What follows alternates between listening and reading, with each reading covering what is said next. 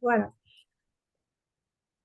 Alors, bonsoir aux uns et aux autres, bonsoir à tout le monde. Merci de vous être inscrits et d'être présents ce soir pour ce webinaire sur comment échapper au stress professionnel. Alors, on va aborder aussi bien voilà, le stress, au sens- c'est toujours le même stress, c'est-à-dire que vous soyez dans un emploi stressant ou que vous soyez stressé parce que vous êtes dans une période de chômage de longue durée, c'est tout ça en fait qu'on va englober et aborder dans cette conférence. Alors, je vous avais demandé à l'avance si vous aviez des questions. Personne n'a envoyé de questions, donc j'ai préparé des questions. Mais le but, c'est que ce soit vraiment un échange le plus interactif possible. Donc, je vais enfourcher ma casquette de journaliste pendant quelques minutes pour poser les premières questions à Madame Jeanne Mouvira qui nous a fait l'honneur d'être avec nous ce soir.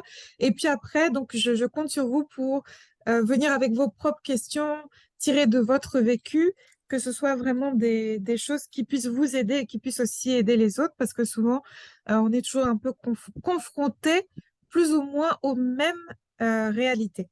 Alors, juste pour réintroduire, vous aviez eu ça dans, comment je veux dire, dans les différents mails, messages sur WhatsApp, sur Facebook, etc. Vous aviez eu la biographie déjà de Madame Jeanne Mouvira, mais donc je vais réintroduire encore euh, notre speaker de ce soir. Donc, Jeanne Mouvira est une spécialiste du stress. Voilà, c'est une figure connue et reconnue dans le domaine de la gestion du stress. Euh, Pourquoi? Parce que d'abord, elle a vécu le stress dans sa carrière professionnelle. Donc, elle est pharmacienne de formation et à l'âge de 40 ans, sa vie a basculé à cause du stress et des effets du stress sur la santé mentale, émotionnelle et physique. Et on va en parler un peu ce soir. Donc, elle a d'abord fait un burn-out, ce qui l'a obligée à démissionner de son poste à la Commission européenne. Ensuite, elle a développé une maladie auto-immune et un cancer du sein. Et comme elle aime le dire pour une pharmacienne, elle trouvait que c'était pas normal. Elle se posait des questions. C'est pas normal. Je suis pharmacienne, mais je perds donc une professionnelle de la santé, mais je perds le contrôle de ma santé sans en comprendre la cause. C'était surtout ça. Et donc, elle a décidé de se lancer vraiment à fond dans la recherche pour comprendre euh, ce qu'est le stress, voilà, ce qui s'était passé dans son corps. Et donc, elle a découvert qu'une des sources des différentes maladies qu'elle a eues, c'était le stress. Euh, voilà, et aujourd'hui, donc, elle est reconnue comme une spécialiste du stress et des maladies chroniques qui en découlent. Donc, elle est aussi la créatrice du premier programme intégral contre le stress au travail qui tient compte à la fois de la physiologie, de la psychologie, mais aussi du développement de l'intérieur de l'humain. Et elle intervient dans les entreprises, coach les individus, et depuis quelques années, elle offre également des formations en ligne sur le stress, sur la confiance en soi, pour aider tous ceux qui sont cassés par la vie, à les aider à reprendre le contrôle de leur vie. Voilà. Alors, donc, sans plus tarder, on va sauter dans la première question. Euh, Comment vous définiriez en fait le stress professionnel? Donc, le stress est un, que ce soit, donc je mets dans professionnel tout ce qui est lié à l'emploi. Vous avez un emploi stressant, vous n'avez pas d'emploi, votre entreprise est en cours de restructuration, votre emploi est menacé, etc., etc. Tous les scénarios possibles et imaginables. Comment vous définiriez le stress professionnel et quelles sont les conséquences possibles sur la santé mentale et physique? Alors, c'est un long programme, hein, cette question.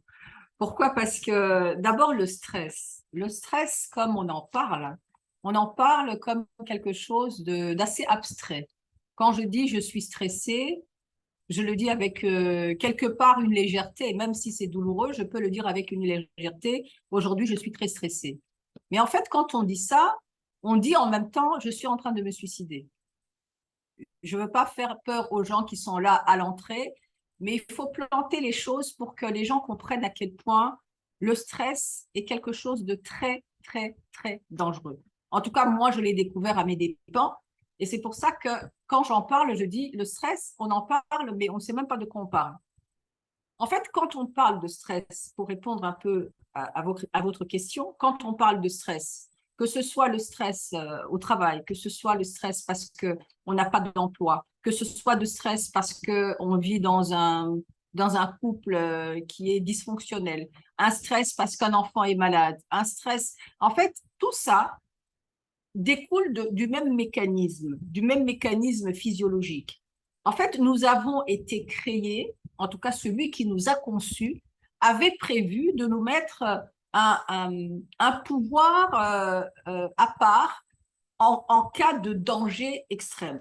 Ça veut dire que quand on a, comment on appelle ça, un animal qui nous suit, quelque chose de très dangereux qui nous suit, en fait, c'est là où va se déclencher ce stress. Le stress, donc, ça va être provoqué par la peur de quelque chose qui risque de nous anéantir ou de nous tuer ou quelque chose comme ça.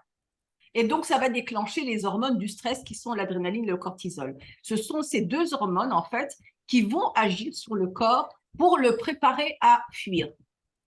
Et donc, il y a une cascade de réactions physiologiques qui se passent dans le corps qui font que nous avons un super pouvoir à ce moment-là pour pouvoir faire face au danger. Donc, quand on parle de stress dans la vie courante, on en parle sans tenir compte de cet aspect-là. Il faut voir, j'ai été un peu perturbée par Rosemary, si vous étiez resté en ligne, ça m'aurait permis de parler à quelqu'un. Parce que je parlais à quelqu'un, oui, je voyais quelqu'un et tout d'un coup, Ah voilà, je suis là, je suis là. et tout d'un coup, je me suis retrouvée à parler dans le vide et puis ça m'a un Ok. peu perturbée. Ah, désolée, non, Donc, je suis... Oui, quand vous allez partir, vous allez me prévenir comme ça. d'accord. C'est très, très, Non, non, très je pars pas en fait. Je suis là tout le temps. Je pars pas sauf si il y a la coupure d'électricité, coupure de courant, coupure d'internet. Voilà, ce sera un En des tout cas, mais je ça suis là. m'aide de vous voir parce que comme ça, je D'accord, parle d'accord. à… Ah oui, oui, OK. oui, désolée. Voilà, oui. Oui. OK. Et donc, je disais, il faut comprendre ce bouleversement physiologique qui va se passer. Je Mhm. vais vous donner un exemple pour ne pas rentrer trop dans les détails, un exemple que vous allez comprendre. Vous avez vu cette image d'un garçon, je pense que c'est un Malien, qui avait secouru Ah oui, un oui. enfant, vous vous Mhm. rappelez, Oui, qui est oui. monté à l'étage. Celui-là, il était en adrénaline. Ça veut dire qu'il a, déclenché ce système d'alerte extrême. Et ce système d'alerte extrême lui a donné cette force qui lui a permis d'escalader à main nue Mhm, mhm. 4 étages ou 5 étages, je ne me rappelle plus, Oui, pour oui. aller secourir cet enfant-là. C'est ça le stress en fait. Pour pouvoir faire ça, il y a tout le corps qui est bouleversé. Tout le corps est bouleversé. Ça veut dire que on a toute la force qui est concentrée dans les mains et dans les forces, dans les bras et dans les jambes, et tout le reste est fermé. C'est ça qu'il faut comprendre. Mhm, mhm. Et quand il arrive là-haut, et on lui a posé la question, comment il se sentait, il était incapable de se tenir sur ses jambes, tellement il tremblait, tellement. En fait, nous avons deux systèmes. Pour résumer, nous avons deux systèmes de production d'énergie. Il y a celui qu'on utilise normalement pour manger, pour digérer, pour parler. Là où je suis en train de vous parler, je suis dans un état normal. Et puis, il y a un autre système qui est un système de réserve. Ce système de réserve est fait pour rester quelques secondes. C'est vraiment pour nous permettre de faire face à quelque chose qui nous fait peur, Mhm. mais quelques secondes. Le problème, c'est que dans le monde moderne, à cause de tous les changements, tout ce qu'on a mis dans le monde moderne aujourd'hui, nous déclenchons ce système-là tout le temps. Et c'est pas normal qu'on soit stressé, par exemple, pour le stress. Et je Mhm. vais vous dire pourquoi. Si vous stressez pour le stress, ça veut dire que vous bloquez une partie de votre cerveau. Ça, c'est le mécanisme du stress qui le veut. Vous bloquez une partie du cerveau. cette partie qui est censée réfléchir et vous apporter des solutions, cette partie est bloquée. Parce qu'en face d'un lion, vous n'allez pas réfléchir, vous allez bloquer ça pour que vous puissiez partir et ne pas réfléchir. Donc, ça pose un problème grave au niveau du travail et au niveau des gens qui sont au chômage. C'est qu'ils n'arrivent pas à réfléchir du fait d'avoir déclenché ce mécanisme-là. Et quand on n'arrive pas à réfléchir, on va passer plusieurs années sans pouvoir se concentrer au travail ou plusieurs années sans pouvoir trouver des solutions comment dire, des solutions à son emploi qu'on est en train de rechercher. Et finalement, si on s'interroge, on se dit, mais est-ce qu'on ne trouve pas du travail parce qu'il n'y en a pas, ou est-ce qu'on ne trouve pas du travail parce qu'on est bloqué, parce qu'on perd nos capacités intellectuelles? Tout ça, ce sont des choses qu'il faut vraiment tenir compte, de savoir dans quelles conditions on est en train de chercher du travail, dans quelles conditions on est en train de travailler. C'est la première chose qu'il faut faire, analyser les émotions. Dans quelle émotion êtes-vous quand vous êtes… dans quelle émotion êtes-vous aujourd'hui si vous êtes stressé, si vous n'êtes pas… si vous êtes débordé par le travail ou si vous cherchez du travail, dans quelle émotion vous êtes? Si vous êtes dans une émotion qui n'est pas positive, qui n'est pas bonne, ça peut avoir un impact sur les résultats que vous attendez. Ça, c'est la première chose que je dirais sur le stress. Maintenant, sur le plan physiologique, sans rentrer dans les détails, je crois que les gens, ils ont vu ma conférence sur le stress, ils peuvent aller s'en référer. Mais ce qu'il faut comprendre, c'est que quand on est dans cet état de stress, qui est donc un mécanisme de survie qui est censé rester quelques secondes, tous les autres fonctions du corps sont fermées. Donc, il n'est pas rare de voir quelqu'un qui est stressé, d'avoir, par exemple, beaucoup de maladies liées au fait que le système immunitaire ne marche plus.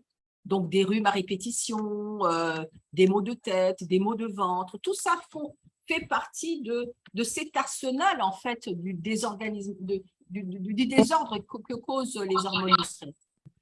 Je ne sais pas si j'ai répondu à la question, à cette première question. Voilà, oui, c'était une bonne première réponse. Donc, on a bien compris, le stress, c'est un mécanisme de survie qui est normalement, toute chose étant idéale, on devrait être stressé juste quelques secondes de temps en temps, peut-être dans notre vie, et voilà. Ouais, mais ce n'est pas quelque chose qu'on devrait vivre au quotidien ou voilà, en permanence. Donc ça, je pense que les uns et les autres ont très bien compris. Alors, n'hésitez pas, tel que vous commencez à entendre un peu, à comprendre ce qu'est le stress, n'hésitez pas déjà à poser vos questions dans le chat. Donc, comme je vous disais, j'ai fait la journaliste, j'ai préparé des questions, mais c'est mieux si c'est des questions qui viennent de vous, de votre vécu, de votre quotidien. Voilà, ça sera plus… C'est vrai que… Oui. C'est vrai que répondre aux questions individuelles que se posent les gens sera plus efficace que si effectivement vous et moi on commence à échanger. à échanger. Exactement. Voilà. Donc n'hésitez pas, posez les questions. Je vais encore poser peut-être une ou deux questions à Jeanne Mouvira. Commencez d'ores et déjà à écrire vos questions dans le chat et puis après on va basculer en mode voilà, conversation interactive avec vos questions à vous par rapport à votre quotidien. Voilà. Alors, quelles sont en fait les principales causes de stress professionnel et peut-être comment les surmonter, ou si vous avez déjà deux ou trois astuces. Donc, on a déjà évoqué plusieurs, mais vous, par rapport à votre pratique aussi de coach et d'accompagnant d'entreprises, de personnes individuelles, quelles sont les différentes en fait, causes de stress liées à l'emploi que vous avez pu identifier en fait? Ok. En fait, les causes principales du stress, il faut aller les chercher très loin dans l'enfance, très loin à l'école. En tout cas, les premières années d'école. En fait, qu'est-ce qui se passe? Dans l'éducation, dans le monde moderne, dans l'éducation à la maison, papa, maman, dans l'éducation à l'école, qu'est-ce qu'on fait? En fait, on désactive la singularité de l'être humain. Ça veut dire que par exemple, je donne un exemple pour qu'on puisse comprendre. Je suis née d'une famille de 8 enfants. Sur les 8, il n'y a personne qui se ressemble. Même les vrais jumeaux ne se ressemblent pas complètement. Hein? Si on ne se ressemble pas, il y a une bonne raison. La bonne raison, en tout cas qui découle de mes recherches, c'est que nous sommes tous singuliers. Nous sommes tous uniques. Nous avons quelque chose d'unique. Et dans cette unicité, nous avons en fait ce qui pourrait représenter notre travail futur. D'accord. Ça veut dire quoi? Nous avons nos talents. Ça veut dire nous sommes dotés déjà à la naissance de tous les talents qui vont constituer les choses que nous devrions maintenant aller donner aux autres. Les talents, les dons, c'est pour aller donner aux autres. Donc ça, ce sont des graines que nous avons à l'intérieur. C'est pour ça que nous sommes différents. C'est pour ça que quand on regarde dans une famille de 8, on va voir que nos occupations ne sont jamais les mêmes. Il y a des gens qui vont commencer à dessiner, il y a d'autres qui seront en train de chanter, il y en a d'autres qui seront en train de monter à l'arbre, il y a d'autres qui seront… On n'a pas les mêmes choses. Et quand j'ai découvert ça, je me suis dit, mais mon Dieu, mais qu'est-ce qu'on est prétentieux? L'être humain est prétentieux par rapport à la création, tout simplement. Parce que si on savait ça, qu'est-ce qu'on ferait? Qu'est-ce que ferait l'éducation? Qu'est-ce que ferait l'éducation? Je parle d'éducation, il faut entendre à la maison et à l'école. Il aurait fallu qu'on arrose ces graines-là. Ce sont ces graines-là qui donnent le boulot, qui donnent la mission, qui donnent le futur. OK? Mais l'éducation ne nous a pas… En fait, il nous a débranché ça. J'aime bien dire que le destin d'un avocat, ce n'est pas d'être une orange. Je répète parce que c'est très important. Le destin d'un avocat, ce n'est pas d'être une orange. Quand on prend un noyau d'avocat et qu'on le plante dans la bonne terre, au Congo, au Brazza, ça va pousser. Mais si je le plante en Ardennes, belge ou française, ça ne va pas pousser. Pourquoi? Parce que dans la graine, il y a déjà l'information de ce qui va être l'avocatier. OK? Et donc, chez l'individu, c'est pareil. Si moi, en tant que Jeanne Mouvira, qui ai fait des études de pharmacie pour me rendre compte, pendant des années, j'ai galéré, j'étais pas bien, pour me rendre compte qu'en fait, c'était pas mon truc. J'ai fait des études parce que papa aurait aimé que je fasse des études scientifiques, lui qui était agronome. Voilà le problème de l'éducation déjà que nous avons, c'est qu'on ne va pas aller chercher quelle est la singularité de la personne. On ne va jamais demander à un enfant qu'est-ce que tu aimes faire, qu'est-ce que tu aimerais faire. D'ailleurs, on lui demande ça quand il est tout petit. Hein. Qu'est-ce que tu aimerais faire plus tard?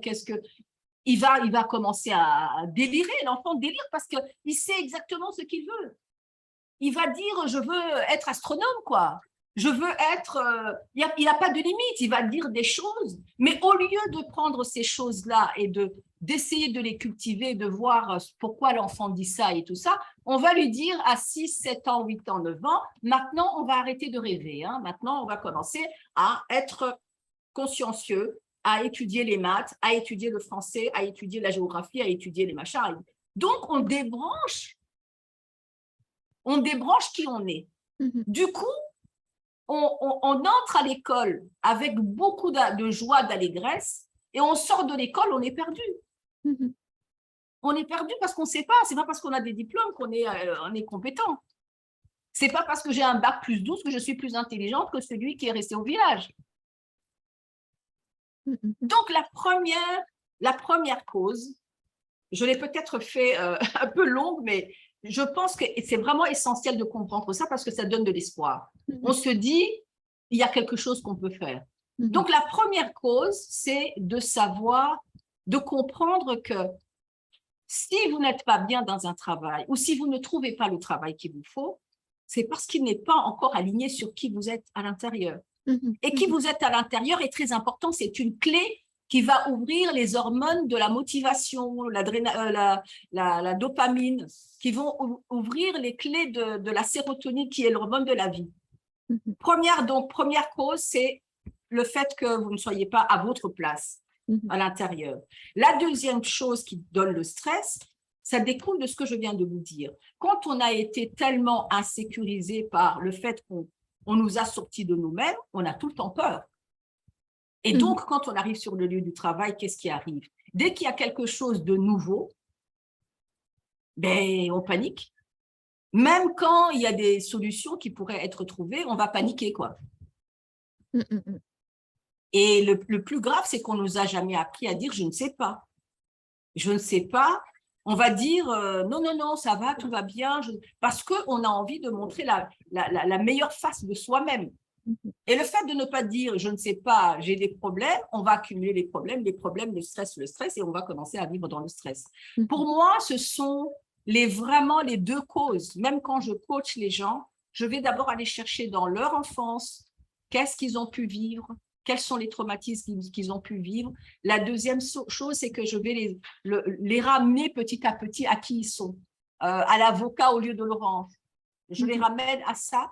Et puis, une fois que les gens ont compris ce qu'ils sont, généralement, ils reprennent confiance. Quand ils reprennent confiance, il y a les hormones du stress qui descendent. Et là, on peut maintenant aller commencer à construire, en tout cas, à imaginer ce qu'on a envie de faire. Ah, c'est très beau ce que vous dites. Et en fait, je suis contente parce que c'est un peu, bon, une partie des gens qui nous écoutent, ce sont des gens qui sont passés par mon programme de coaching pour retrouver du boulot. Et c'est le travail qu'on fait en partie, c'est-à-dire on prend vraiment du temps pour savoir qui je suis, qu'est-ce que j'aime faire, etc., etc.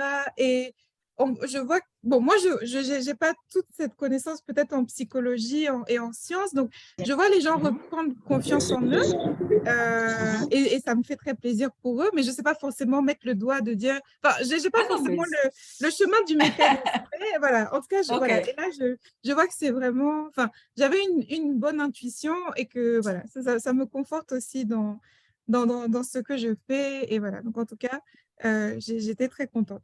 Alors, on va prendre une dernière question, parce qu'après les questions, il y a une question vraiment, personnelle, et puis on va prendre, alors peut-être, donc deux questions. Première question, quels sont les effets sur le corps du fait d'être tout le temps, enfin, d'être en permanence, en fait, dans cet état qui devrait être juste un peu, on a bien compris, ça devrait être juste temporaire, ce genre des shots de stress. C'est quoi les effets sur la physiologie du corps, peut-être les hormones, sans rentrer dans les détails, mais si vous pouvez donner peut-être voilà, quelques indications qu'on ait bien la mesure en fait de comment le stress détruit notre corps. Voilà. Alors, en fait, je vais partir de ce qui existe déjà, qu'on voit et qu'on ne voyait pas il y a 40 ans, il y a 30 ans. Moi, j'ai 60 ans. J'ai plus de 60 ans, j'ai 61 ans. Et dans les années 80, au moment où je termine mes études, il y a des maladies qui n'existaient pas, ou presque pas. Par exemple, la maladie d'Alzheimer n'existait pas. Les maladies auto-immunes, c'était vraiment très, très rare. Le diabète de type 2, il n'y avait pas cette explosion de maladies. Il y a aujourd'hui tellement de maladies neurodégénératives, il y a tellement de maladies au niveau intestinal qui n'existaient pas à l'époque. Qu'est-ce qui s'est passé en fait? Dans les années 70 et 80, il y a eu un tournant en fait dans l'histoire de l'humanité moderne. Je dis bien moderne parce que nos paysans africains n'ont pas les genres de pathologies que nous avons dans le monde moderne. C'est un peu d'ailleurs bizarre parce qu'on va à l'école pour être plus intelligent que ceux qui n'ont pas été à l'école. Mais c'est nous qui sommes plus malheureux, plus malades, plus déphasés que les gens qui vivent tout simplement. Alors, le mécanisme du stress va bloquer le cerveau. Donc, quand il bloque le cerveau, il faut comprendre toutes les maladies qui sont liées au manque de destruction, en tout cas des neurones du cerveau. Ça va de la perte de mémoire jusqu'à l'Alzheimer, en passant par toutes les maladies, maladies mentales et autres. Donc, le stress c'est ça vraiment. C'est très grave. Ça, c'est le cerveau. On va parler du système immunitaire. Système immunitaire qui ne fonctionne pas bien pendant des années, ça va déclencher plein de choses. Ça va déclencher, entre autres, par exemple, je vous donne des exemples bien précis, les gens qui souffrent d'ulcères d'estomac. L'ulcère d'estomac, en fait, qu'est-ce qui se passe? Il y a une bactérie qu'on appelle l'hélicobactère qui vit dans l'estomac, mais que tout le monde possède. Tout le monde en fait, tout le monde l'a, mais le fait qu'un organisme qui est normalement constitué, qui n'est pas stressé, ne développe pas des ulcères, c'est parce que c'est régulé. En état de stress, il n'y a plus de régulation, il n'y a plus de réparation cellulaire, il n'y a plus rien. Donc, cette bactérie va proliférer et va attaquer les muqueuses intestinales et ça va donner les ulcères. Ça, c'est un exemple. En absence de système immunitaire, on va avoir des eczémas. Vous avez vu des jeunes, même des plus jeunes, des gens qui ont des plaques d'eczéma, mais vraiment des grosses plaques d'eczéma. Pourquoi? Parce que le système immunitaire ne fonctionne pas pendant longtemps. Et on peut mettre toutes les pommades possibles et imaginables, ça ne va pas résoudre le problème. Pourquoi? Parce que le système immunitaire ne fonctionne pas et la réparation cellulaire est fermée. Nous allons avoir aussi des pathologies bronchiques. Il y a des gens qui développent un asthme juste après un choc émotionnel, un stress profond. Ils vont développer un stress,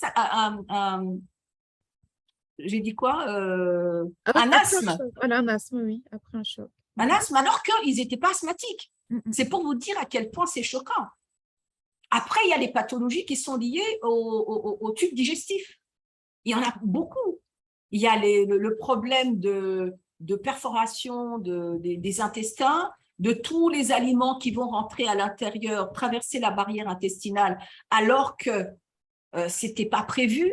Le fait qu'on soit dans le stress et que le système immunitaire ne fonctionne pas, il va avoir beaucoup de stagnation d'aliments au niveau de l'intestin jusqu'à perforation. C'est ça qui fait les maladies auto-immunes. La maladie auto-immune, ça veut dire qu'il y a des choses qui sont censées passer à travers et qui commencent à se balader dans le sang. Et donc, le système immunitaire, ne sachant pas ce qui se passe, il va commencer à être affolé et tout ça. Il y a ça. Et puis, on peut parler d'autres maladies neurodégénératives, les gens qui perdent la force des bras, la force des jambes, qui sont paralysés. Il y a les AVC, il y a les crises cardiaques. Tout ça est lié au fait que cette superbe machine que nous avons, qui a été conçue pour fabriquer, réparer, faire en sorte que nous allons bien, cette machine s'est arrêtée. Et donc, on va aller voir les médecins, et là, je vais un peu taper sur les médecins et les pharmaciens et tous les autres. Nous n'avons pas été formés pour ça. On n'a pas été formés pour ça. Pourquoi? Parce que ce ne sont pas des choses qu'on a vues venir dans le monde moderne. Et aujourd'hui, même aujourd'hui, dans le cursus médical, on n'enseigne pas ça. Ce qui fait que vous allez voir le médecin, au début des manifestations, il va vous dire, c'est dans votre tête que ça se passe.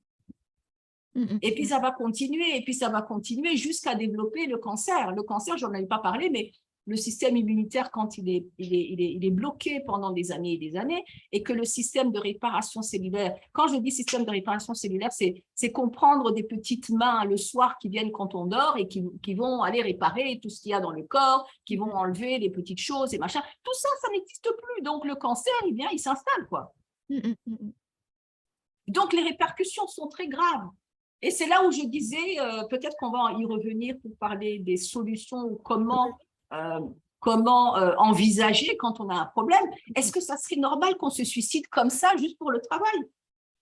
Vaut mieux aller au village, cultiver les patates douces et puis vivre tranquillement que de se suicider tous les jours comme ça, quoi. Vous voyez ce que je veux dire? Donc, il y a quelque chose de dangereux qu'il faut vraiment comprendre dans cette histoire de stress. Je ne sais pas si j'ai répondu très bien à la question. Oui, oui, très, très bien. Et je pense qu'on comprend vraiment le danger qu'est le stress. Alors, je voulais qu'on en parle avant qu'on glisse sur les questions qui commencent à arriver dans le chat, parce que les questions, justement, portent sur les solutions. Et c'est normal. On n'est pas là pour se faire peur. Voilà. On n'est pas là pour se faire peur. On est là pour voir, justement, comment s'en sortir, comment évoluer. Alors, donc, il y a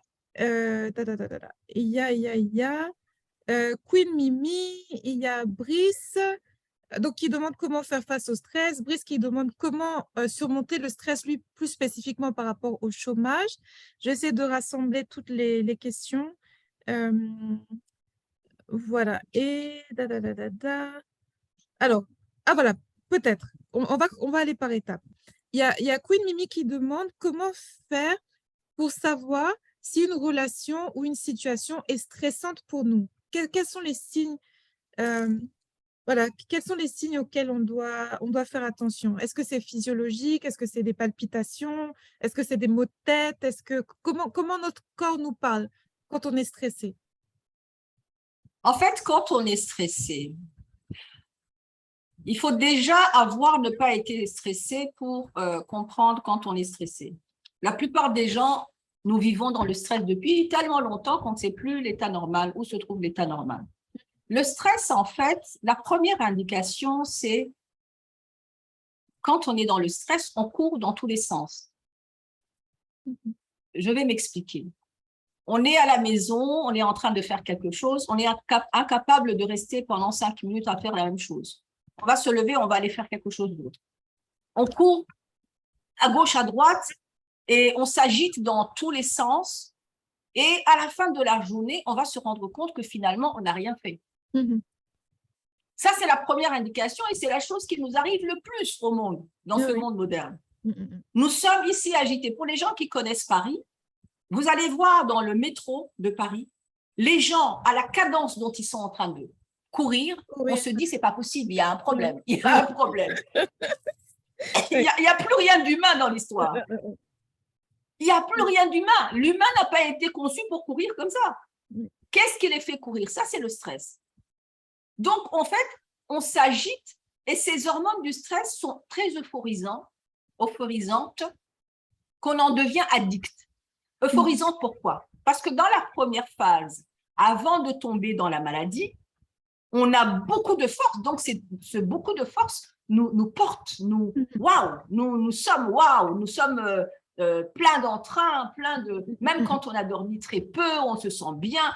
Mais ce qu'il faut analyser, c'est à la fin de la journée, avez-vous fait ce que vous aviez à faire? Généralement, non.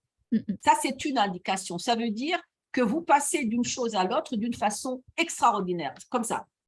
On passe d'un truc à l'autre. Et ça, c'est quoi? C'est les hormones du stress. On est dans la fuite. Donc, dans la fuite, comme on ne court pas, donc on va faire des va-et-vient. Ça, c'est la première chose. Et donc, la question, c'est une bonne question. Pourquoi? Parce qu'en fait, on ne le sent pas. Tant qu'il n'y a pas, de manifestation, on ne va pas le sentir. Donc ça, c'est la première chose, avant qu'on commence à ressentir les choses, c'est de se poser la question, est-ce que je suis dans un état calme ou pas?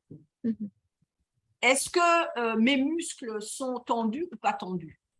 Est-ce que le plexus solaire, qui est le centre des émotions, est-ce qu'il est en feu ou il n'est pas en feu? Il faut juste checker comment on est. Est-ce qu'on est en train de courir ou est-ce qu'on est calme? Ça, c'est la première chose. Je viens d'expliquer le pourquoi. La deuxième chose, si vous tapez des crises de colère sans que ça soit justifié, c'est une cause. C'est une des... Oui, un des signes, en fait. Un des signes. Ce qui va se passer, même pour les gens les plus zen et tout ça, quand ils sont dans un état de stress chronique, au sein du couple, par exemple, il va se passer un petit truc et puis la personne va exploser. On va oublier la personne aimante, gentille et tout ça, va sortir de ses gonds et va taper des crises qui sont disproportionnées. Ça, c'est l'état de stress. Parce qu'en en état de stress, on est en train de courir, on est en train de se battre pour sa survie. Donc, ce qui fait qu'on est violent. Après, ce sont ces maladies dont je viens de vous expliquer. Ce sont les manifestations qui vont arriver. On peut aussi le voir par des manifestations de perte de cheveux, par exemple. Si vous perdez les cheveux, c'est qu'il y a un problème de stress à l'intérieur. Si vous commencez à transpirer beaucoup sous les aisselles et que ça transpire tout le temps, ça peut être un problème. Si vous êtes tendu tout le temps, c'est ça. Et après, c'est les manifestations de maladies dont je viens de vous parler. Alors, c'est pas dans le chat, mais je voulais poser la question parce que dans votre biographie, vous avez connu le burn-out avant de développer des maladies. Est-ce qu'on peut faire un lien de cause à effet entre le stress et le burn-out professionnel? Oui, oui, le stress et le burn-out professionnel, c'est lié, ça c'est clair. Pourquoi?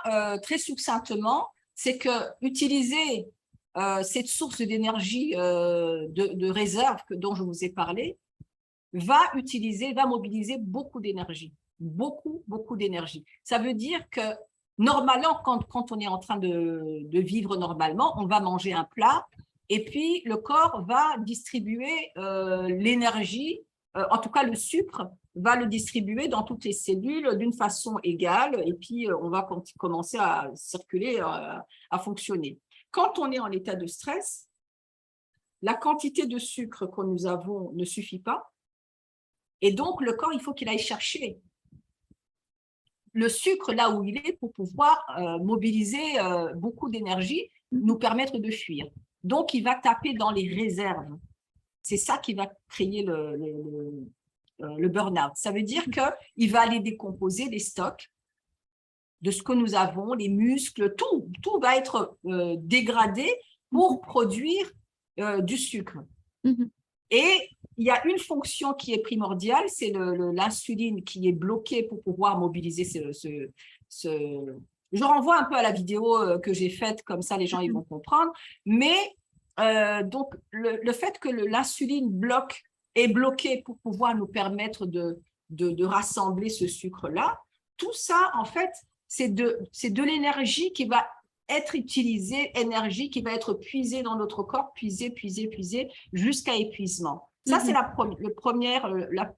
première hypothèse. La deuxième hypothèse, c'est que les glandes surrénales qui produisent les hormones du stress, ça veut dire le cortisol et l'adrénaline, à un moment donné, sont fatiguées parce qu'ils sont mis à rude épreuve. Et à un moment donné, il n'y a plus de cortisol qui est sécrété. Le cortisol est une hormone, en dehors du stress, c'est une hormone dont on a besoin. C'est l'hormone qui nous ouvre les yeux le matin. Quand on se lève le matin, c'est le cortisol qui nous ouvre le matin pour nous réactiver le corps. Et cette hormone-là, si elle n'est plus produite, on va sentir, on va dormir en fait. On va pas avoir d'énergie. Et quand on fait un burn-out, c'est les deux choses qui sont réunies. C'est scientifiquement prouvé. D'accord. Alors, je pose la question de Yannel.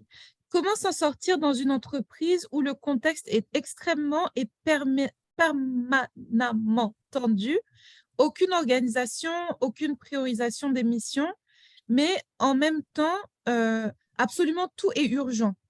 Lorsqu'il y a un travail qui est fait, les équipes métiers ne l'exploitent pas et devant la direction, elles ne reconnaissent pas le travail qui a été fait. C'est une très bonne question. Qui l'a posée comme ça? C'est Yannel. Yannel.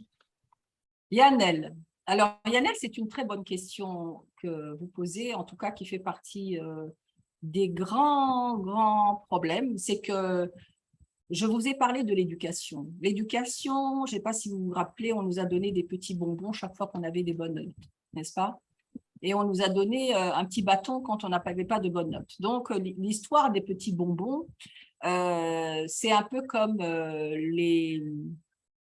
l'expérience de Pavlov, là, où on conditionne les chiens. Hein, c'est la même chose. En fait, on a été conditionné que chaque fois qu'on fait une bonne chose, on nous donne des petits bonbons. OK? Donc, Yannel, en fait, quand vous êtes au travail et que vous avez fait un bon travail, vous attendez le petit bonbon du patron. Ça peut faire sourire, mais c'est ça qu'on fait.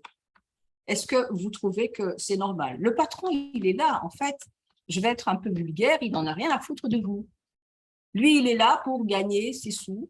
Il est là, c'est pas pour vous tendre l'échelle. De temps en temps, on va tomber sur des managers qui sont compatissants, qui sont bienveillants, qui sont là pour vous accompagner dans comment dire, l'épanouissement. Mais il faut qu'on se dise la vérité. Le monde dans lequel nous sommes, ils ne sont pas là pour notre épanouissement, ils sont là pour l'épanouissement de leur portefeuille, n'est-ce pas? Et généralement, eux-mêmes, ils ont peur de perdre le travail, donc ils n'ont pas le temps de s'occuper des employés. Ils n'ont pas le temps de donner un bonbon. Et d'ailleurs, il faudrait abandonner. S'il y a quelque chose qu'il faudrait retenir dans ce webinaire, c'est qu'il faut arrêter d'aller chercher les petits bonbons. Parce que Ça, c'est le logiciel, c'est ce que j'appelle dans mes formations professionnelles sur le stress, j'appelle ça le logiciel social. On nous a appris à attendre des petits bonbons. Dans le logiciel professionnel, on y va, c'est pour, comment dire, c'est pour servir ses propres intérêts, ses propres objectifs. Bien sûr, il faut penser à l'entreprise, bien sûr, il faut avoir des valeurs, bien sûr, il faut voir ça, mais il faut toujours être sûr que vous êtes responsable de votre vie et qu'il n'y a personne qui vous donne un frein ou un encouragement ou autre pour pouvoir vivre. Il faut que vous soyez capable de vivre sans attendre les merci de personne.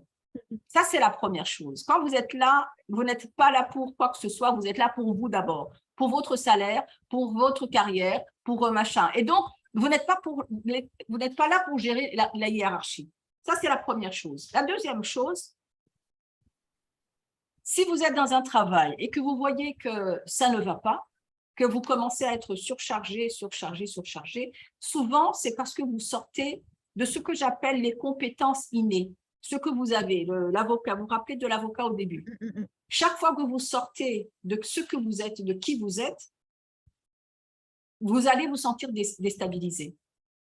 Et donc, la meilleure façon de gérer le stress, c'est de savoir au sein du travail que vous êtes en train de faire, quelles sont les choses que vous faites bien et que vous faites bien sans beaucoup d'efforts, et vous allez les cultiver, c'est cela que vous allez les cultiver et que vous allez finalement utiliser pour asseoir votre position dans l'entreprise.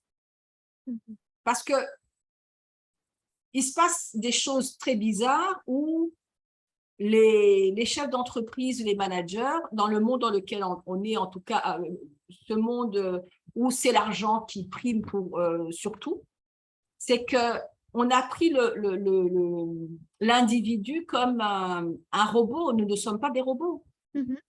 Quand on nous donne 500 dossiers au lieu de 100, on ne peut pas faire autrement que de faire ce qu'on peut faire. Et sans y aller dans l'émotion. Sans aller dans l'émotion, il faut faire ce qu'on est censé faire, le faire bien et de dire voilà ce que j'ai pu faire. Et faire remarquer à chaque fois, je ne peux pas. Si vous êtes en face de quelqu'un qui ne comprend pas, vous savez très bien qu'il va vous pousser à la sortie. Donc, commencez déjà à chercher ailleurs. Commencez déjà à imaginer comment vous allez sortir de là. Parce que des gens qui sont toxiques, on peut rien faire, on ne peut pas les changer. On ne peut pas les changer. Par contre, on peut soi-même trouver des stratégies pour valoriser ce qu'on sait faire pour qu'on soit irremplaçable, en tout cas dans ce qu'on sait faire. C'est comme ça que le patron va se dire, ah tiens, si lui je le vire, je suis sûr qu'on va avoir des problèmes ici.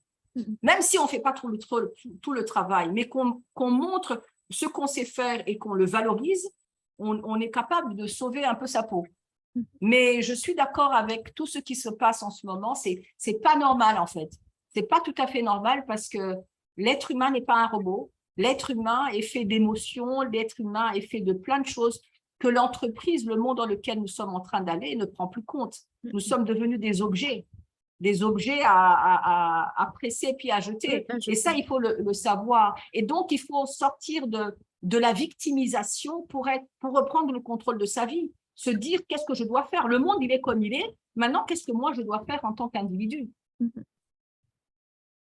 Oui, ça c'est très fort. Et je voyais dans les informations aujourd'hui une directrice de Twitter.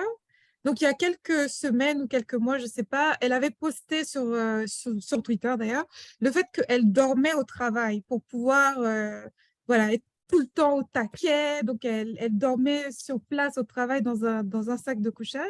Et ce week-end, en fait, on l'a licenciée. Donc, c'est pas… faut dire que vraiment, elle a sacrifié toute sa vie à son travail. Et au final, Ouais. quand il y a des impératifs économiques, comme vous dites, l'entreprise, c'est d'abord ça, bon, on ne l'a pas gardé. Donc, voilà, faisons attention. Alors, une question de Larissa. Quelle serait la routine idéale après une longue journée de travail? Quoi faire en premier de retour à la maison pour se relaxer? Moi, je trouve qu'écouter la musique et danser, c'est génial. Pourquoi? Ça dépend des gens. Moi, j'adore danser, j'adore chanter, j'adore le théâtre, donc je suis inscrite. Partout où je vais, la première chose que je fais, c'est de m'inscrire dans une salle de théâtre, dans une troupe de théâtre. Et puis après, la musique ne me quitte pas. J'ai toujours mes écouteurs avec la musique. Et quand j'écoute Koffi Olomide, je me sens très, très bien, je danse et tout va bien. Chacun doit trouver la chose qui lui fait du bien. Si vous aimez le piano, que vous en avez un, commencez à faire du piano. En fait, il faut faire quelque chose qu'on aime.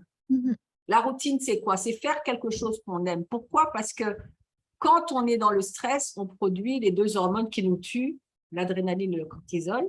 Et quand on fait les choses qu'on aime, on va remplacer ces deux hormones par la sérotonine, le bonheur. Il y a aussi une autre chose, c'est le sport. Mais ça aussi, c'est à manier quand même avec précaution. Quand on est en état de stress chronique, il ne faut pas aller faire du jogging. On a déjà vu des gens qui font des crises cardiaques, crise cardiaque, alors qu'ils étaient en train de courir, qui sont des grands sportifs. Pourquoi? Parce que leur corps est tellement tendu en hypertension à cause du stress que quand ils vont courir, ils vont accentuer le problème. Donc, le sport, ça va être la piscine, ça va être la marche, ça va être pas des choses assez violentes. OK? La deuxième chose, c'est créer des liens en famille. Créer des liens, j'allais dire créer des liens alors qu'on est en famille, c'est difficile à dire ça, mais quand on est stressé, on se coupe des gens qu'on aime. On se coupe du mari, on se coupe du conjoint, on se coupe des enfants. Pourquoi? Parce que dans la tête, il y a le travail. On devient un être à part dans la cellule familiale. Une des bonnes routines, c'est de reconnecter. Reconnecter, ça veut dire aller toucher les gens qu'on aime. Ça produit une autre hormone qu'on appelle l'ocytocine.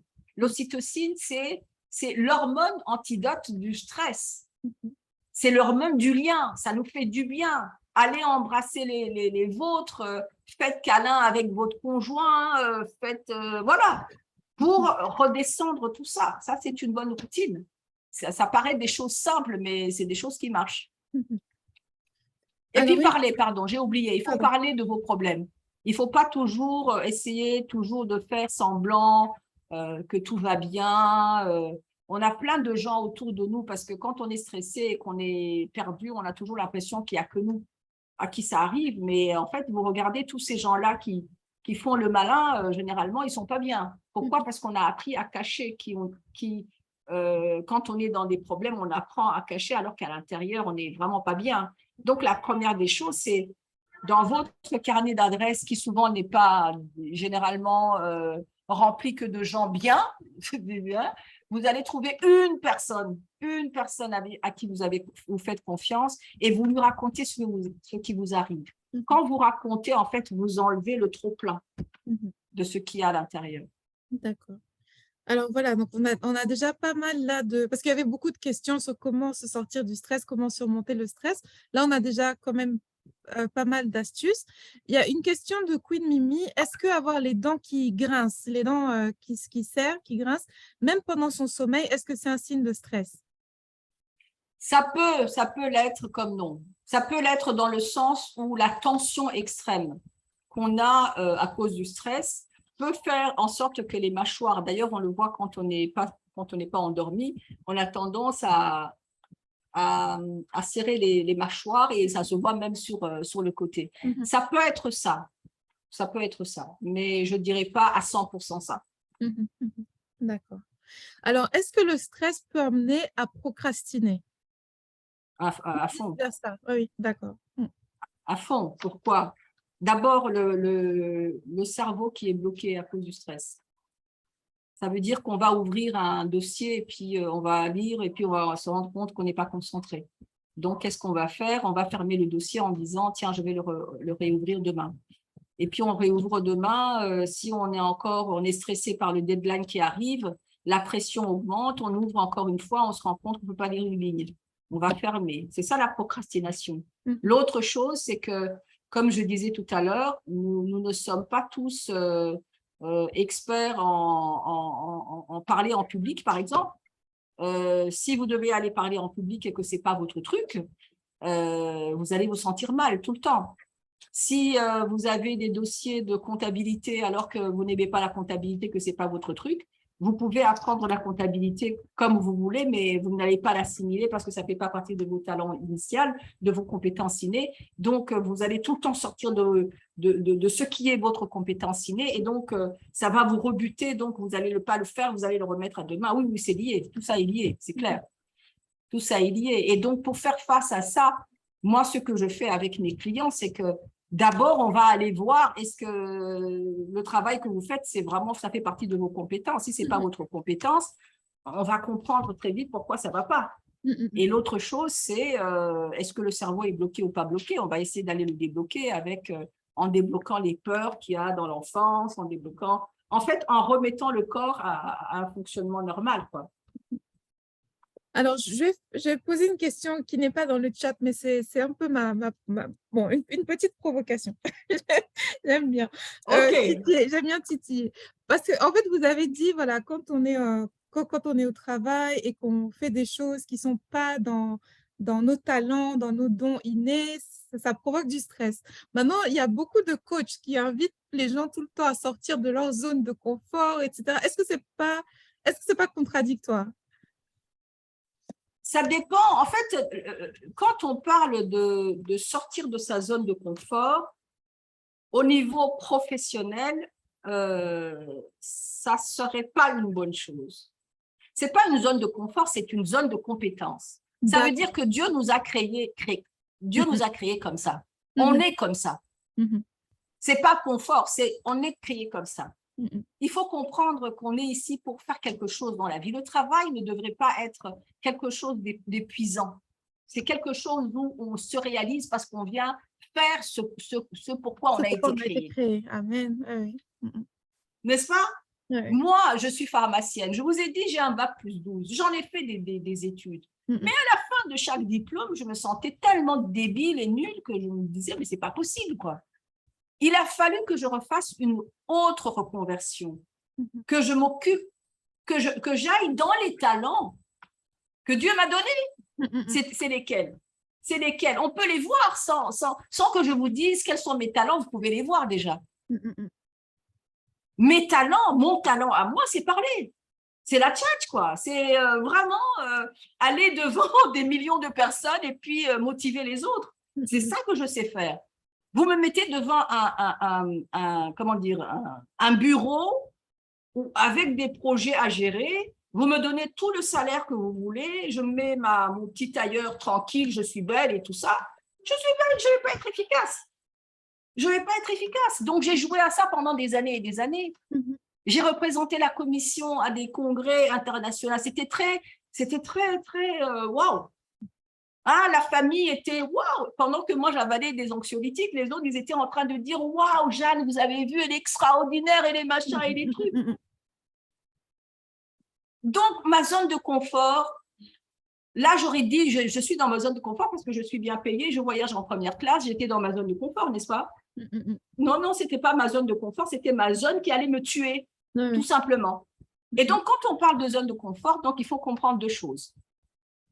La zone de confort, c'est quand les gens, par exemple, on a l'habitude de quitter le travail et puis de regarder la télé ou alors de prendre sa tablette pour regarder les news et tout ça. Ça, c'est une zone de confort. Il faut sortir de ça. Ça veut dire fermer l'ordinateur, fermer le truc pour aller apprendre de nouvelles choses. C'est ça, sortir de la zone de confort. C'est ce que j'entends, moi, en tout cas, sortir de la zone de confort. Au niveau du travail, il faut rester dans la zone de compétence, mais comme dans le monde, ça c'est l'idéal. Dans le monde normal, on n'est pas toujours dans l'idéal. Il faut au moins connaître cette zone-là pour pouvoir créer des synergies, des partenariats avec les autres compétences qui nous manquent. En fait, j'en ai répertorié 4. Si vous en avez 2, dans votre vie, vous en avez besoin des 2 autres. Et c'est pour ça que Dieu ne nous a pas donné tous les talents. Il nous a dit, OK, on vous a donné que 2. Pour fonctionner, vous avez besoin des 2 autres. Donc, nous sommes obligés de collaborer, nous sommes obligés de partager, nous sommes obligés d'être ensemble pour faire quelque chose. Je ne sais pas si j'ai répondu Oui, à oui, votre oui, question. oui, très bien, oui, très bien. Ok. Alors, voilà, après, donc, on va, voilà, les talents. OK, voilà, tout à fait. Alors, on va venir peut-être pour clôturer parce qu'il y a eu beaucoup de questions. Enfin, c'est revenu plusieurs fois sous différentes formes. Vous avez déjà commencé Oui. à répondre. Les voies et moyens pour s'en sortir. Peut-être est-ce qu'il y a, je sais pas, 2, 3 astuces que vous pouvez déjà partager sur comment faire pour se sortir du stress. Et après, je vais vous laisser clôturer pour présenter un peu plus en détail que je l'ai fait au début, vos formations, vos coachings, vos accompagnements, etc., etc. Mhm. Alors, en fait, la première chose qu'il faut faire et qu'on oublie de faire, c'est de s'observer, en fait, c'est de s'arrêter. C'est de s'arrêter de courir. Parce que les hormones du stress vous poussent à courir. Les hormones du stress ne vous attrapent, ne vous tiennent que si vous êtes dans le mouvement. Mhm. Donc, la première des choses à faire, c'est stop, quoi. Stop. À un moment donné, il faut s'arrêter. Si possible, allez dans un lieu où personne ne va vous déranger, allez faire une petite marche. Si vous êtes dans un endroit où il y a un parc, allez vous asseoir dans un parc et calme, calme, calme. Si vous pouvez écouter des musiques relaxantes, écouter de la musique relaxante, tout ça Je, pour d'abord… je note l'efficacité de la rumba congolaise avec Kofi Olomide. Ouais. Quand on danse, est-ce qu'on est stressé? Absolument pas. Ah, oui. On peut même se forcer à danser dès que la musique commence à aller et faire la petite note qui fait que waouh, on tourne et on se sent bien. On a déconnecté du truc. Ça paraît… En fait, dans le monde moderne, on nous a appris à être trop compliqué. Mhm. On nous a appris à jouer ce qu'on n'est pas. Revenez aux choses simples que vous aimiez à l'époque. Quand on était jeune et qu'on était au lycée, qu'on était insouciant, et on faisait quoi? Mhm. Revenez à ça. C'est très important. Donc, calme, trouvez des choses qui vous font du bien. Je ne me rappelle plus de la question. En fait, C'était c'était quoi la qu'est-ce question? qu'on peut faire, quelques petites astuces que vous pouvez partager Ah oui, sur oui. comment, voilà, comment sortir du stress. Donc, c'est ça. D'abord, calmer. Ça, c'est une chose. La deuxième chose, posez-vous la question de pourquoi vous avez peur comme ça. Pourquoi vous avez peur? Mhm. Si vous avez peur parce que vous risquez de perdre du travail, posez-vous la question. Est-ce que c'est en ayant peur que vous allez résoudre le problème? Mhm. Non, je viens de vous Mhm. dire que non. Mhm. Mhm. Donc, si vous n'avez pas peur, pour enlever cette peur, il faut d'abord vous imaginer le pire. Le Mhm. pire qui puisse vous arriver dans ce que vous êtes en train de vivre. La plupart des gens n'en sont pas encore à toucher le fond, à aller à ne plus payer leur loyer. Donc, ils ont peut-être un peu de sous derrière et tout ça. Avant que la catastrophe vous arrive, vous avez le temps de vous dire, si il m'arrivait ça, le pire, qu'est-ce que je ferais? Donc, ça va Mhm. vous enlever la peur, le fait d'imaginer le pire. Parce que Mhm. souvent, c'est le cerveau qui nous fait des tours, quoi. Mhm. OK? Ça, c'est une petite astuce. Troisième astuce, ça serait quoi? Euh, Oui, en fait, j'en ai parlé. Ça serait de sociabiliser encore, hein, Mhm. production de l'ocytocine. Il faut s'arranger à produire les autres hormones, en fait, dans la vie de tous les Mhm. jours. On D'accord. produit les autres hormones en se faisant du bien, en touchant les gens, en sociabilisant. En fait, le stress nous enlève de la société, nous met Mhm. à l'écart. Il faut revenir. Il y a des gens qui nous aiment sans condition. C'est peut-être les parents. Non, peut-être pas les parents. Quand on n'a pas bien réussi, des fois, ils nous tapent dessus. Il faut peut-être voir les amis, un ami intime ou un conjoint et lui raconter. Et puis après, bien sûr, il faut se faire aider. Parce Mhm. que tout ça, c'est bien beau ce que je suis en train de vous dire, mais on n'a jamais suffisamment de recul sur soi-même. Il faut toujours se Mhm. faire aider pour avoir quelqu'un qui peut nous aider à dénouer en tout cas les nœuds qu'il y a dans notre cerveau. Est-ce qu'il y a des, parce que c'était une des premières questions, là, une question de Brice, est-ce que pour les personnes qui sont en recherche d'emploi, est-ce qu'il y a quelque chose de spécifique qu'ils peuvent faire? Alors, pour les chercheurs d'emploi, il y a une chose que je dis qui paraît simple, mais qui veut tout dire. Nous avons été formés, en tout cas éduqués, pour aller demander du travail, n'est-ce pas? Demandeurs d'emploi, c'est ce que vous venez de dire, Rosemary. Oui, c'est ça. Oui. Est-ce que vous voyez à quel point on perd le pouvoir quand on va demander l'emploi? Demandeur d'emploi, ça veut dire on se met à la disposition de quelqu'un d'autre. C'est lui, qui gère notre vie. Moi, ce que je fais, chez tous mes clients, je leur dis maintenant, vous oubliez, vous n'allez plus demander de l'emploi. Plus jamais. Vous allez offrir vos services. Les services, voilà. Tout à fait. Ça change tout. Ça change tout. Parce que si je viens offrir ce que je sais faire, ça veut dire que je suis comptable de ma propre vie. Je vais y aller quand je serai prêt. Je vais y aller, ça veut dire que je suis responsable de me rendre expert dans quelque chose.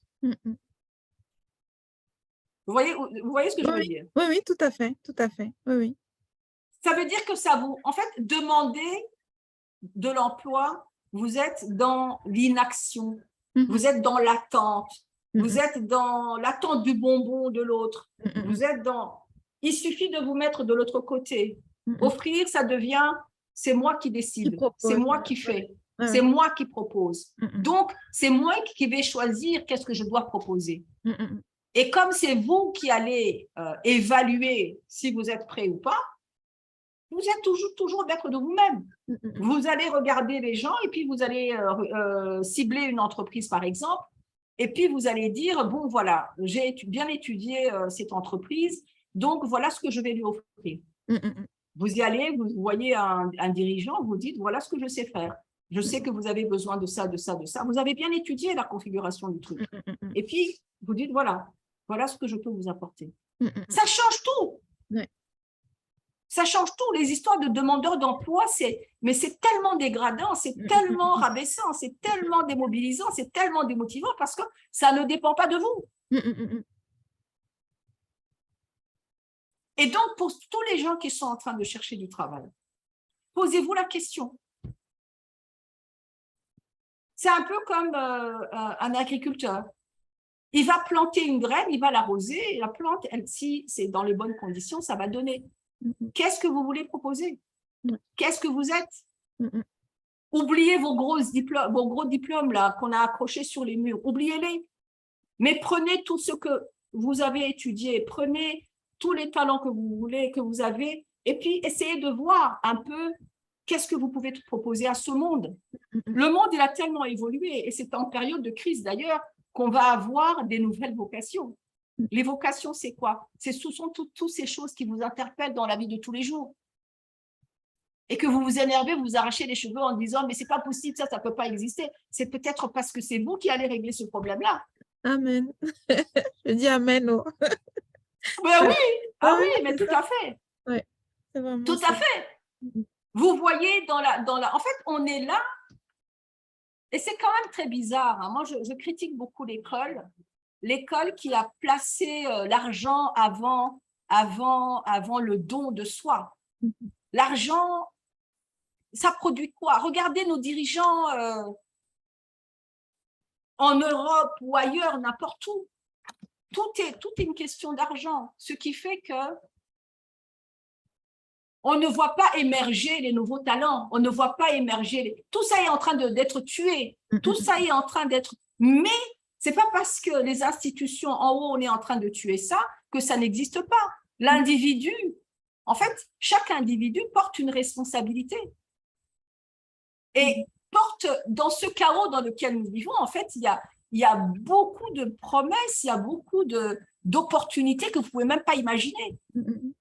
Parce que les gens ne sont pas bien, Les gens ont besoin d'autre chose, les gens ont besoin d'humanité, les gens… Il y a tellement de choses à créer qu'il faut se réveiller et puis oser se dire, mais qu'est-ce qui me rendrait heureux, quoi? Qu'est-ce qui ferait que je me lève le matin, que j'aille au travail et que je me couche en me disant, je suis contente. Vous pouvez être quelqu'un qui veut faire des métiers dans l'enfance, dans la petite enfance, mais allez-y, vous n'avez même plus besoin de diplôme pour ça.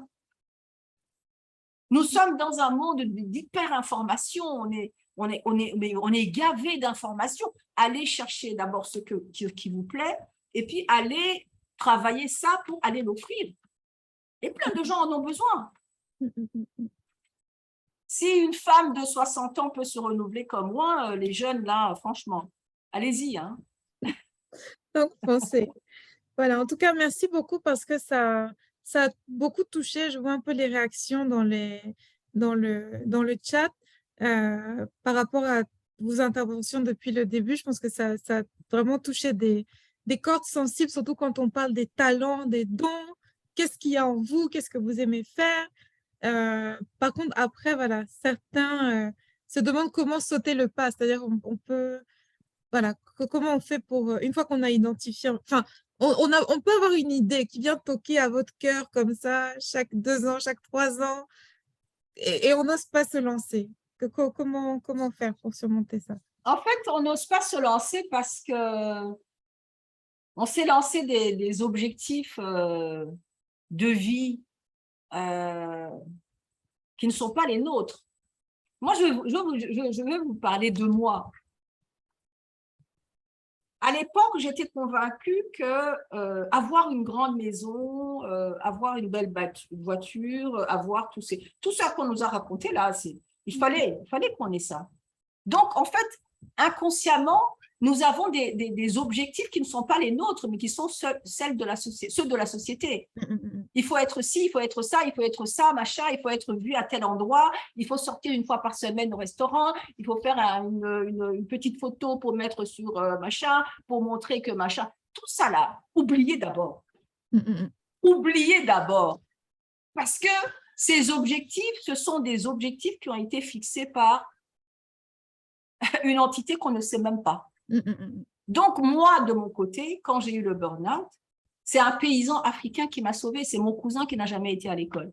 Le mec, il est heureux, moi, je ne suis pas heureux, je le regarde, je dis, il y a un truc qui ne va pas. Donc, j'ai d'abord, je vais faire l'histoire un peu courte, hein, j'ai d'abord enlevé tous ces objectifs qui n'étaient pas les miens. Avoir une voiture, ce n'était pas nécessaire. Pour moi, par exemple. Donc, j'ai vendu voiture. Si je vends voiture, ça veut dire que j'ai de l'argent devant moi s'il y a quelque chose qui doit m'arriver. Est-ce que je dois habiter dans une maison 5 étages alors que je ne suis pas heureux? Non.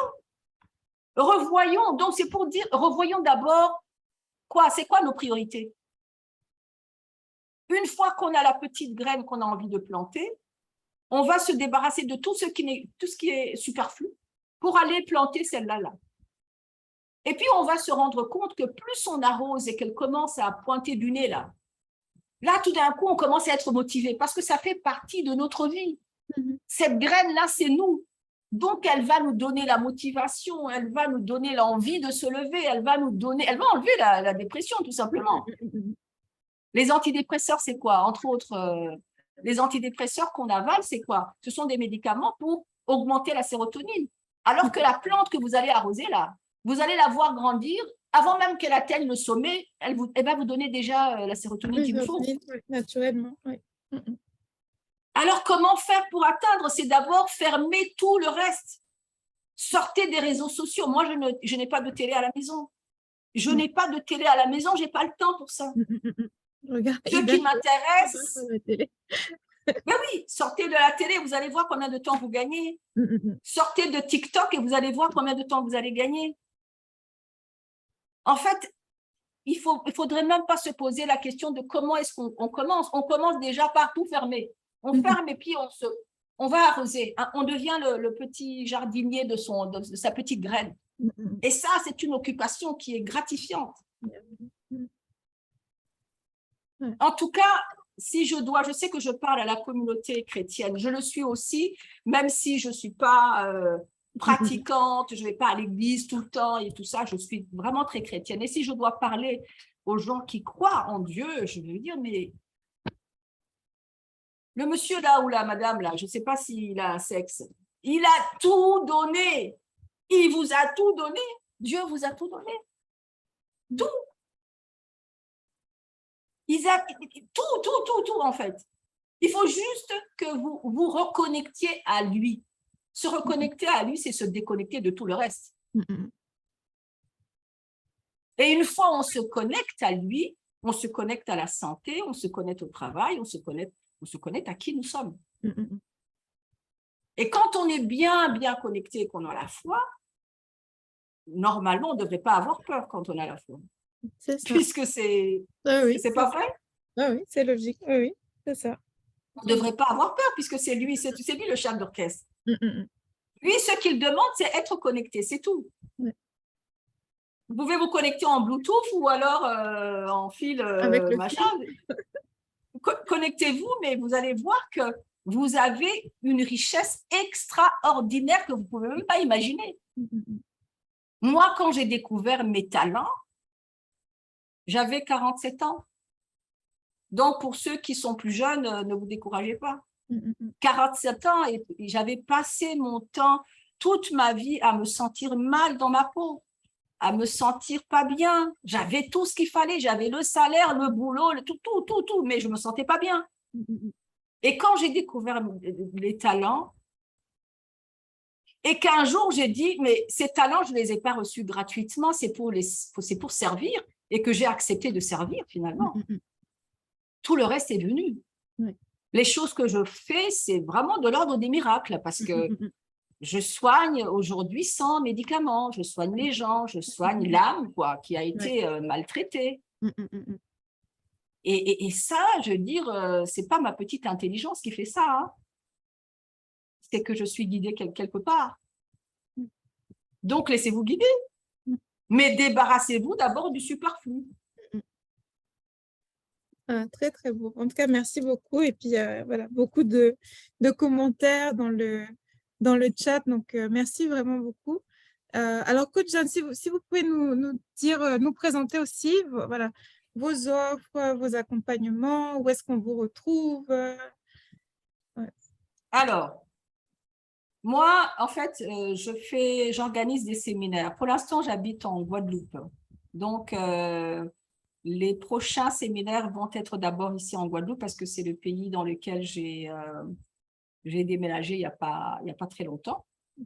Donc, il y a des séminaires qui sont en route. Ça, ce sont des séminaires qui sont publiés le moment où ils doivent avoir lieu.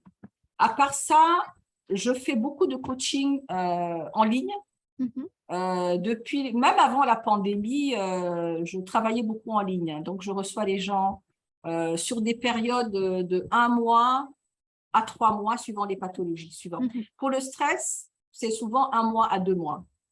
Et donc, les personnes vont me contacter par email. Ils peuvent trouver mon email sur mon site internet.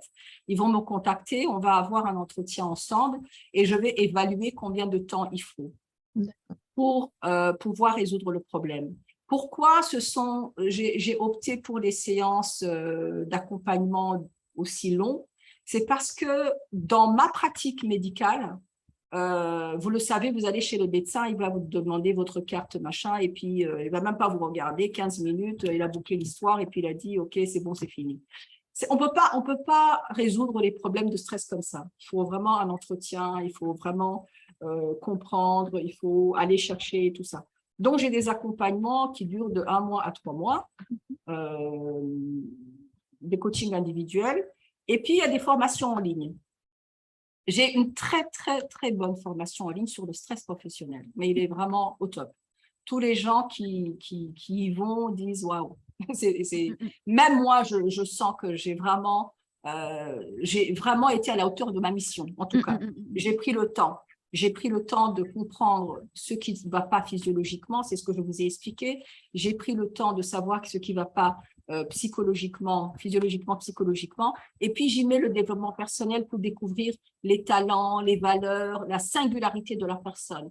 Et c'est quand on a fait tout ça, que la personne va exploser. J'appelle ça le PEPS, c'est le potentiel, je vais l'oublier, le PEPS, je vais oublier, je suis fatiguée, c'est pas grave.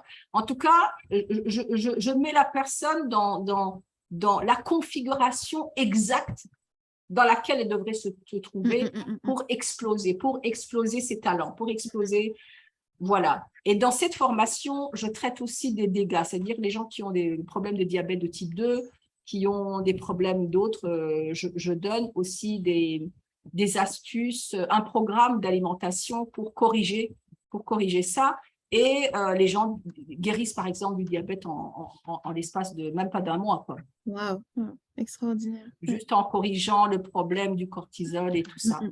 Et puis, il y a une autre formation en ligne, c'est sur la confiance en soi. C'est vraiment pour les gens qui ont des problèmes de stress, mais en dehors du travail. C'est une formation qui s'appelle Altitude 100. C'est pour leur permettre de déconstruire tout ce qui nous emprisonne, en fait. Tout ce qui nous emprisonne, tout ce qu'on a reçu dans l'éducation qui nous emprisonne et qui nous empêche de voler de nos propres ailes. Ça fait reprendre la confiance en soi, ça fait reprendre de l'estime de soi et ça fait entrevoir comment organiser sa vie pour qu'elle soit plus belle au lieu de la subir. C'est un peu ça. Donc, en clair, il faut me chercher pour me trouver. Pourquoi? Parce que je ne fais pas encore beaucoup de publicité. Le fait que je ne délègue pas mon travail, je ne peux pas déléguer mon travail. Il n'y a que moi qui peux faire ce que je fais. Je ne fais pas beaucoup de publicité. Donc, les gens qui me cherchent, ils vont me trouver.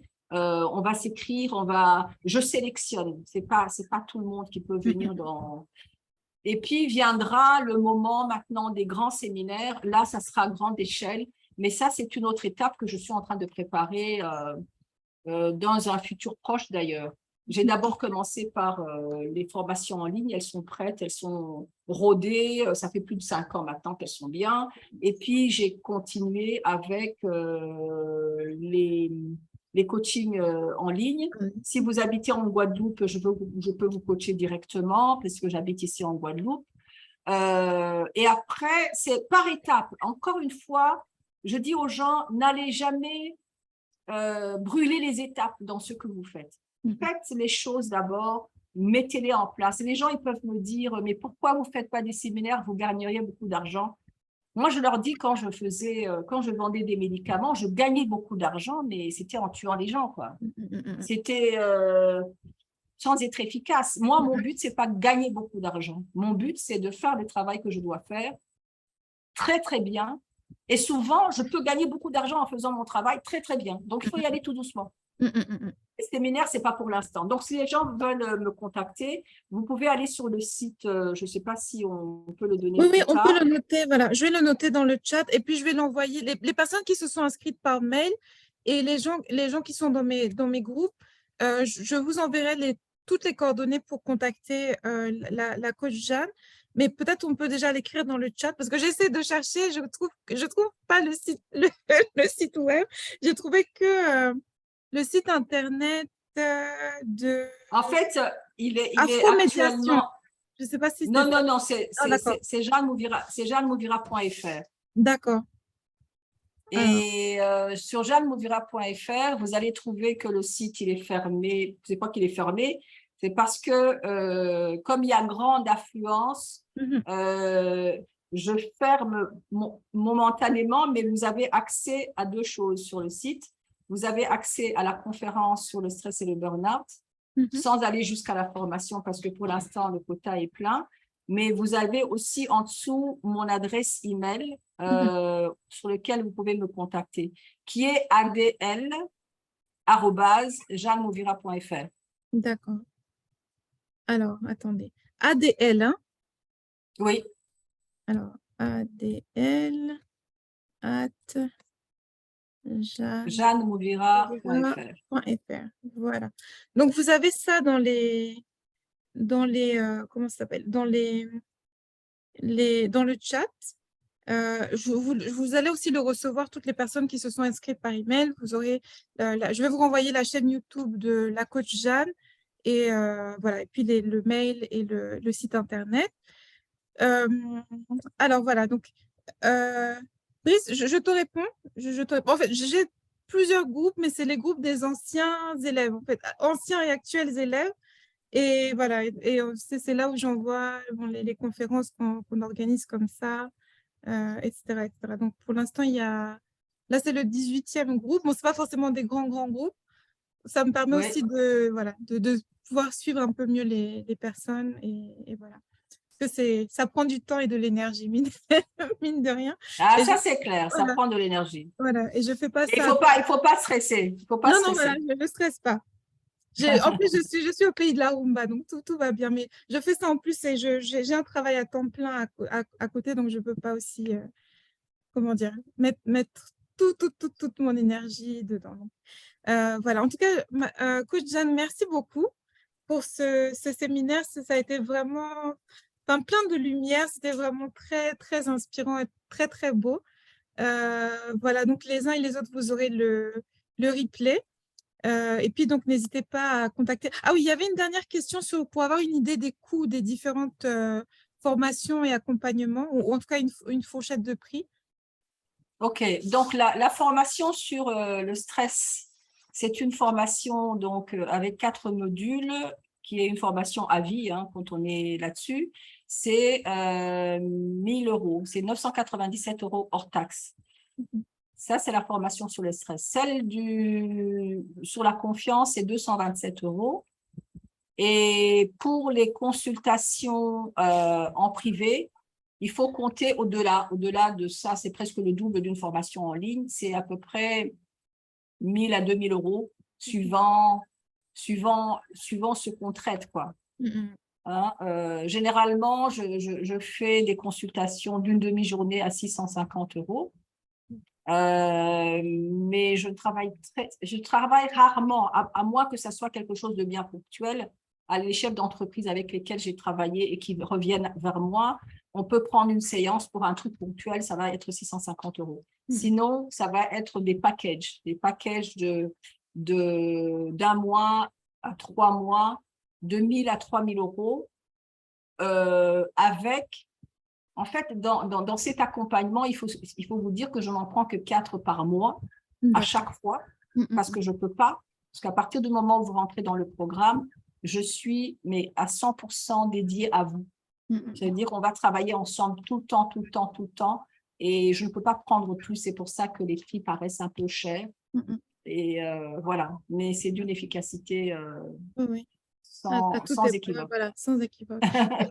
Une dernière question concernant les prix. Pour les personnes qui sont en France, est-ce que c'est possible de bénéficier de financement du CPF Alors, faire les formations? je suis en train de faire les démarches pour D'accord. avoir les agréments. Oui. Je pense que d'ici le mois de juin, j'aurai les agréments qu'il faut. D'accord. Effectivement, il y aura moyen de se faire payer par le CPS ou autres fonds de formation. Voilà. OK. Donc, voilà. Donc, gardez la puce à l'oreille pour les personnes pour qui peut-être les budgets sont un peu trop… Enfin, ça correspond pas que c'est trop, mais ça correspond pas à ce que vous pouvez mettre. Donc, voilà. D'ici le mois de juin, en tout cas pour les personnes qui sont en France et qui peuvent bénéficier des accompagnements, des financements publics pour vous former, ça sera aussi possible. Voilà. Mais OK. si j'ai quelque chose, c'est pas pour faire un plaidoyer Oui. de prix, hein, Mm. mais c'est pour dire que, en fait, nous n'avons pas été éduqués dans notre éducation. Je parle toujours d'éducation. Oui. On n'a pas été éduqués à investir dans nos vies. Mm. On est capable de s'acheter une voiture de 10 Oui, 000 à € 30 000 €. C'est ça, 10 000 €. Oui. ou 30 000 €. On est capable de le faire, mais sans se soucier, mais vraiment, sans se soucier de rien du tout. Ouais. Mais quand il s'agit de parler de 3 000 € pour se faire du bien, pour arrêter toutes les maladies, pour avoir un plan précis de vie jusqu'à 100 ans, là, on se dit, mince, Ouais, c'est ça fait dur, beaucoup. c'est Ouais, pas c'est ça. possible. Ça fait beaucoup. Donc, il faut aussi revoir, c'est ce que je disais, les priorités. Revoyons les priorités. Moi, pendant des années, j'ai pas eu de bagnole, j'ai pas eu de grande maison, j'étais très bien. Et c'est ça aussi qu'il faut voir. Vos Oui. garde-robes sont pleins d'habits que vous ne mettez pas. Vendez-les et puis Voilà, c'est ça. Oui, payez la formation financer une pour aller formation. bien. Tout à fait. Tout à fait. Ah, vous avez raison, coach Jeanne. En tout cas, merci beaucoup parce que ça a été vraiment un très, très bon moment qu'on a passé tous ensemble. Merci à vous tous de vous être inscrits et d'avoir été connectés ce soir parce que parfois, il y en a qui s'inscrivent dans l'enthousiasme et le jour J, ils ne sont pas là.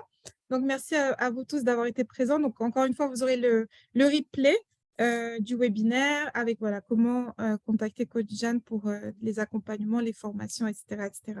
Merci aux uns et aux autres. Merci beaucoup.